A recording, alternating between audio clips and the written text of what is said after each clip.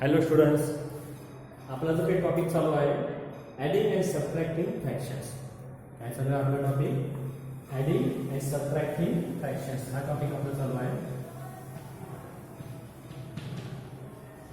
Adding and subtracting fractions.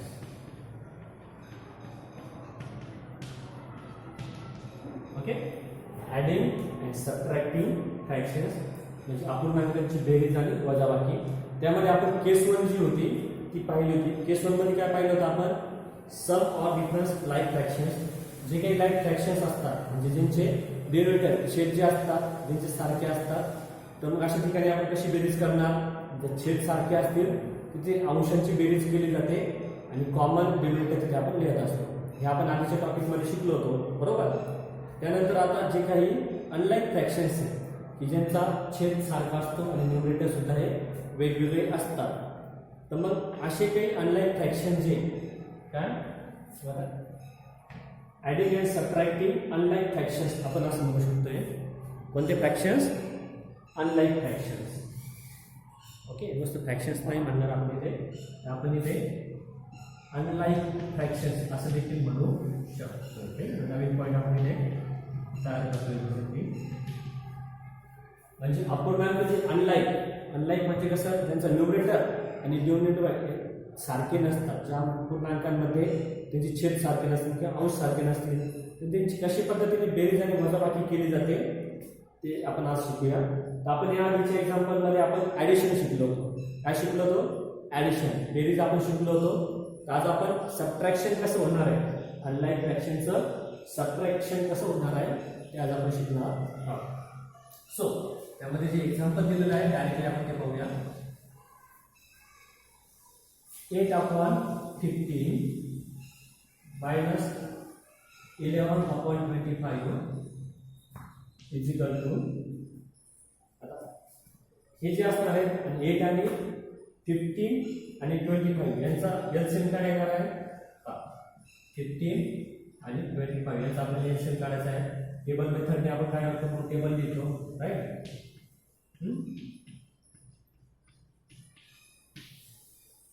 25, 15 आणि 75.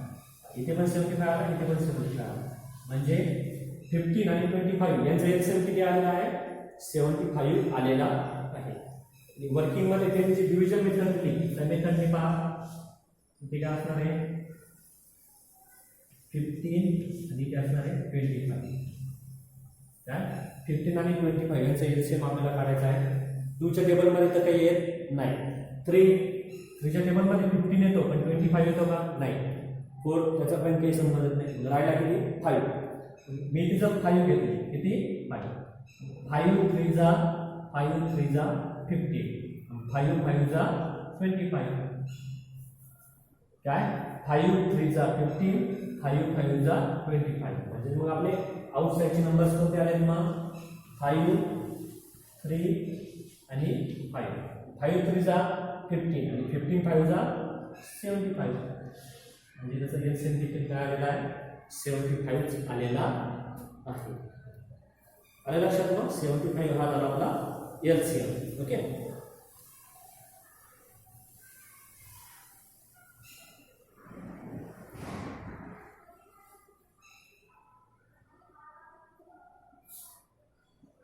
Okay, इथपर्यंत आलंय.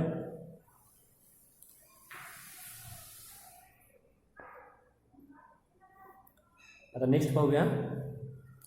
हे झालं एलसीएम. इथपर्यंत आपण एलसीएम काढलेला आहे. ओके, नेक्स्ट आता त्यांनी जे दिलं इथं काय? 40/75. 75 आपला एलसीएम होत आहे. -33/75. ओके, म्हणजे आपले जे आता एलसीएम मध्ये जे काय आले होते, काय जसं की 3 आणि 5 किती आलं होतं?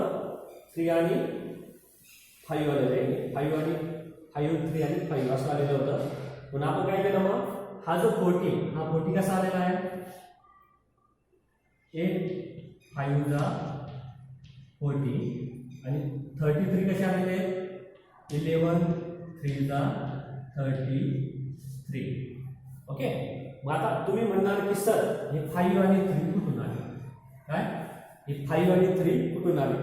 तर आपले जे काही वर्किंग मेथड मध्ये दिलंय पहा काय एलसीएम 3 आणि 5 दिसतात हे आपण लिहिलेलं ना एलसीएम काढताना 3 आणि 5 हे आउटर नंबर्स होतो. म्हणून आता इथे आपण घेतला आहे 11 च्या ठिकाणी 3 आणि 5 घेतला आपण 8 च्या ठिकाणी. ओके. ते 5 आणि 3 आहे. जर आपण 8 च्या ठिकाणी जर 3 घेतले असते ती झाले असते 24 आणि तिथे किती झाले असते नंतर 11 5 जा 60. 24 मधून 60 मायनस होतील का तर नाही. ओके. आलं लक्षात. 40 आणि 33 कसे आले त्या पद्धतीने ते आलेले आहे. आता याचा जो छेद तो कसा आहे सारखा आहे म्हणून आपण त्याची करूया वजाबाकी 40 मायनस 33 अपॉन 75. दोघांची छेद सारखे असल्यामुळे त्यांची होणार आहे वजाबाकी. 40 मधून 33 मायनस झाले आन्सर किती येणार? आन्सर किती येणार मग आपला जसे की 7 अपॉन 25. फायनल आन्सर काय आला आपला 7 अपॉन 25. ओके. नेक्स्ट बात आहे ऑर. दुसरी एक मेथड दिलेली आहे ती आपण पाहूया ऑर मेथड. ऑर मध्ये काय सांगितलंय मग त्यांनी 5 into 8 minus 3 into 11 upon 75. आता हे 5 आणि 3 कुठून आले? तर हे 5 आणि 3 हेच काय आपण इथे लिहिले 5 आणि 3 म्हणजे मग 5 चा किती झाले इथे 40. 5 चा 40 मायनस 3 11 चा 33 अपॉन 75. आन्सर काय ना 7 अपॉन 25. हेच आन्सर येणार. हे दोन्ही आन्सर कसे आले सारखे आलेले. म्हणजे ह्या मेथडमध्ये काय केलं आपण हे जे आपण 40 अपॉन 75 मायनस 33 अपॉन 75 हे जे लिहित बसलो इथे लिहित न बसण्यापेक्षा त्याने डायरेक्टली इथं ॲक्शन केलेली आहे आणि डायरेक्ट सॉल्व्ह केलेलं आहे. तुम्हाला दोन्हीपैकी जी मेथड सोपी वाटेल ती तुम्ही करू शकता. फक्त एक 5 आणि 3 कुठून आले हे लक्षात ठेवा. जोपर्यंत तुम्हाला एक 5 आणि 3 कुठून आले हे लक्षात येणार नाही तोपर्यंत तुम्हाला तिथे मल्टिप्लिकेशन कशा पद्धतीने केलंय ते देखील समजणार नाही. हे 5 आणि 3 आपण कुठून घेतलं ते जे एलसीएम आपण ज्यावेळेस काढला होता कुणाचा 15 आणि 25 चा त्यावेळेस ते 5 आणि 3 आपण तिथे घेतलेले होते. ओके. आले लक्षात मग कुठून आले ते 5 आणि 3. सो नेक्स्ट एक मिक्स फ्रॅक्शनचं उदाहरण आपल्याला दिलेलं आहे ते आपण सॉल्व्ह करूया आता.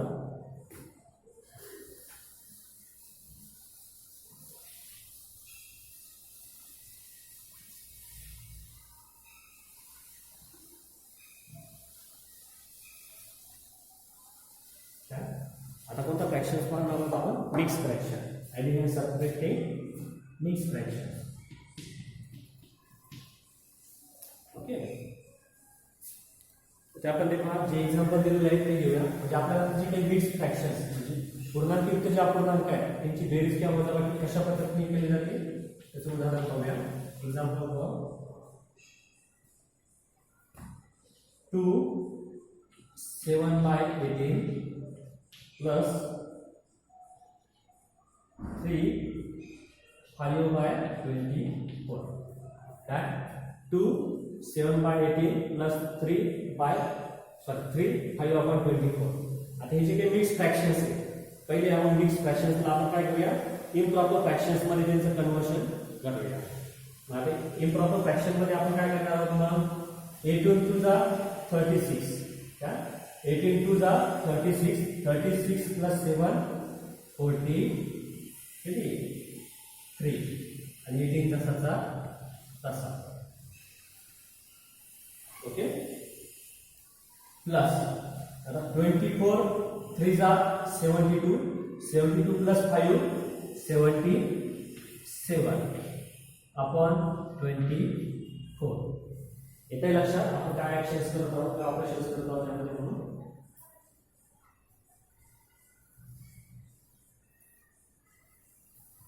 येते की लक्षात?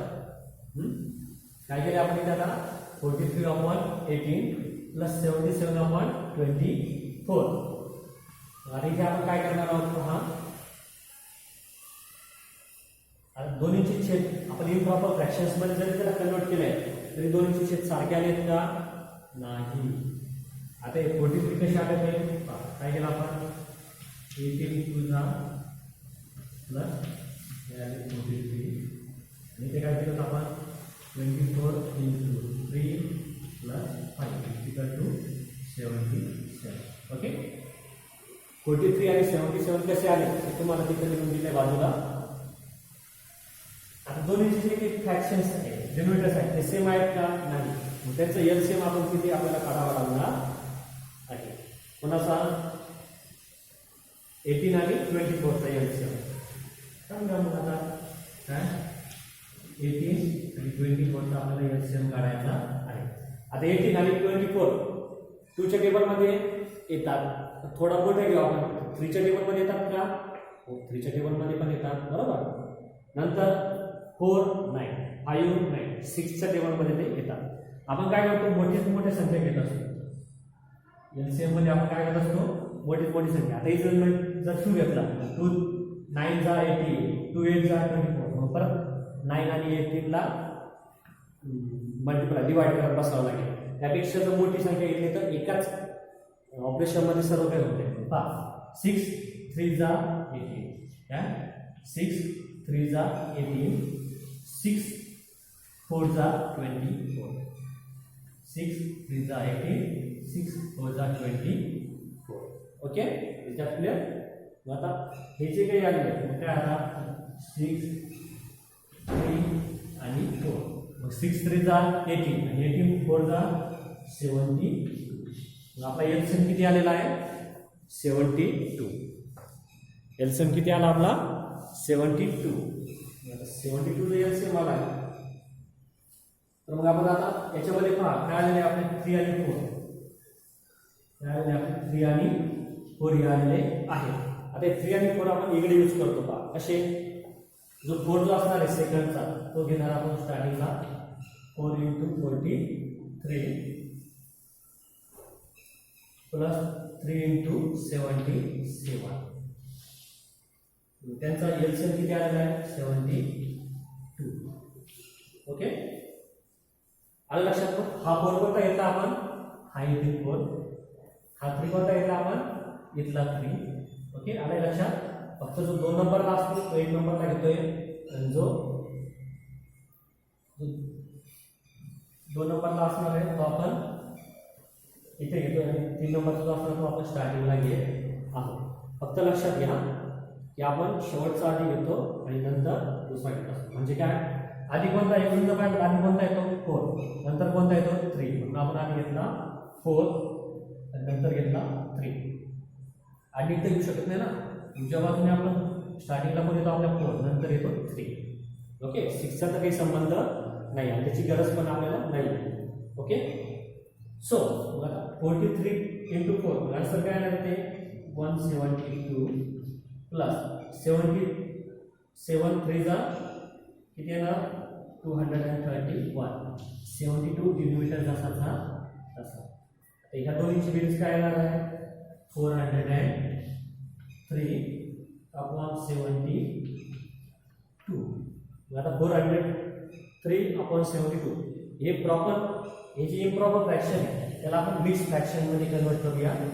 मिक्स फ्रॅक्शन्स मध्ये कन्वर्ट कसं होणार 5 43/72 5 43/72 म्हणजेच काय 72 5 जा 72 into 5 plus 43 म्हणजे आन्सर किती येणार आपला 403/72. अशा पद्धतीने आपला आन्सर येणार आहे. ओके, तर त्यांनी खाली काही आपल्याला ॲडिशन आणि सबट्रॅक्शनचं सुद्धा इथं उदाहरण दिलेलं आहे. ओके, सबट्रॅक्शन मध्ये पण काय केलं त्यांनी पहा. आपण सबट्रॅक्शनचं एक्झाम्पल बघूया आता. याला लक्षात असं स्क्रीनशॉट काढून घेऊ शकता. कुठे काय केलं लक्षात येऊन जाईल. ओके, सेकंड एक्झाम्पल आपण लास्टचं बघूया सबट्रॅक्शनचं, म्हणजे हा टॉपिक आपल्या इथे संपून जाईल.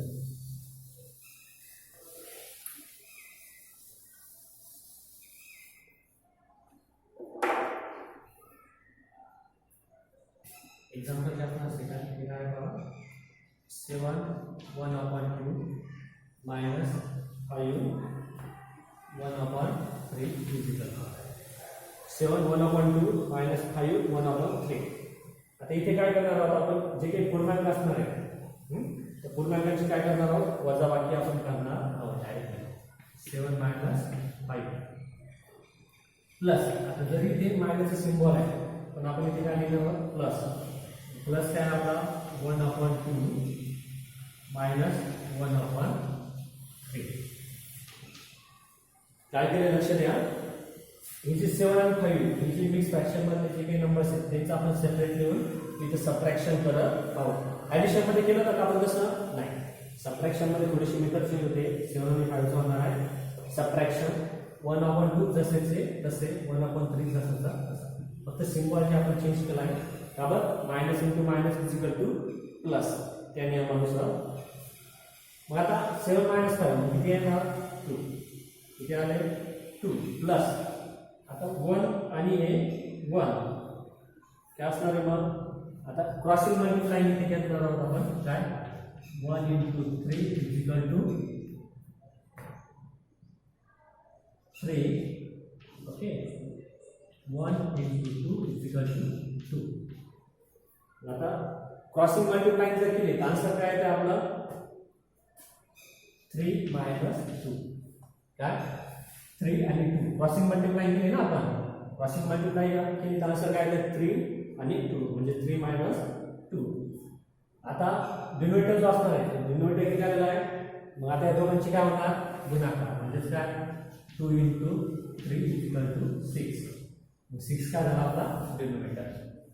काय क्रॉसिंग मल्टिप्लाइंग मध्ये आपल्याला न्यूमरेटर्स मिळाले, नंतर डिनोमिनेटरचा डिनोमिनेटरशी गुणाकार केला, डिनोमिनेटर मिळाला आपल्याला 6. ओके नंतर आन्सर काय येणार आपलं लास्टचं 2 आपला जसाचा तसा 3 मधून 2 मायनस झाले 1 आणि 6 जसाचा तसा, म्हणजे 2 1/6. काय आन्सर आला लागलं 2 1/6. यांनी इथे जसं दिलेलं होतं काय प्लस 1/6. आता हा प्लस असला किंवा नसला त्याची काही आपल्याला गरज नसते. ओके तो प्लस आपण घेतला किंवा नाही घेतला तरी काही हरकत नाही. 2 1/6 अशा पद्धतीने आन्सर आलेला आहे. आय थिंक तुम्हाला मिक्स फ्रॅक्शन्समध्ये ॲडिशन आणि सबट्रॅक्शन समजलं असेल आपण कशा पद्धतीने करतोय ते. म्हणून आता होमवर्कमध्ये तुम्हाला सेल्फ प्रॅक्टिस 2A हा टोटली सॉल्व करायचा आहे. ओके लक्षात ठेवा आणि सॉल्व करा. Goodbye good day.